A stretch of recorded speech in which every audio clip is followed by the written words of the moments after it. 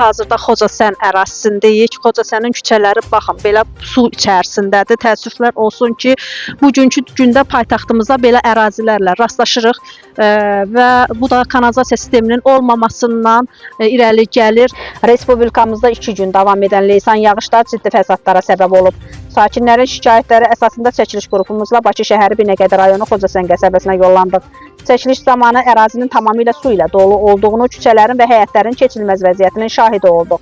Hər gün belədir, hər sezonu 2 dəfə, 3 dəfə belə su basır. O təhlükəsizlik də gəlir buradan. 2 nəfərlə maşınla durur, kimisə çıxaracaq. Kimisə evini su basırsa çıxıb qaçıb da sağa ehtiyac yoxdur. Ən ağırlı məqamlardan biri də odur ki, şəhid İlqar Ramazanlının ailəsinin yaşadığı ev ilə şəhidin ev muzeyi su basqınına məruz qalıb. Bu evdə nə ala bilərəm? Heç nə edə bilmərəm. Mənim evimdə bir dənə salınmış şey qalmayıbdı. Bir başımızda qoyulacaq deyilmiş ki, divarımızda bu daşı qoyuldu. Əbə indi çatı saat işləyəcək mənim evim bu gündədir. Şəhidə məxsus otaq belə su içində qalıb. Yorğan döşək, məişət, elektrik avadanlıqları da daxil olmaqla demək olar ki, bütün əşyalarımız suyun içində qalaraq yararsız vəziyyətə düşüb.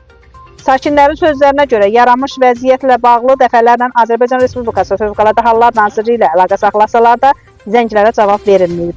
Bundan əlavə ərazi sakinləri bildirirlər ki, kanalizasiya sistemində mövcud problemlər uzun illərdir öz həllini tapmır. Onların iddiasına görə məsul qurum olan Azərsu Açıq Səhmdar Cəmiyyəti tərəfindən bu istiqamətdə indiyədək effektiv tədbir görülməyib. Mebellər suyun içindədir, hamısı batır, tükündəyik. Vallahi indi belə tutmasını hamı batır burada. Harada müraciət eləmişsiniz? Eləmişik. Fövqəliyə ziyarət eləmişik. Gəlib baxıblar, evdəkiləri çıxardılar, bütün hər şey batıb qalıb. Qeyd edək ki, ərazidə su basma halları ilə bağlı şikayətlər xüsusilə son günlər daha da artıb. Sakinlər problemin təcili şəkildə aradan qaldırılmasını və aidiyyatı qurumların məsuliyyət daşımasını tələb edirlər. İntizar Əmrova, Prezident TV.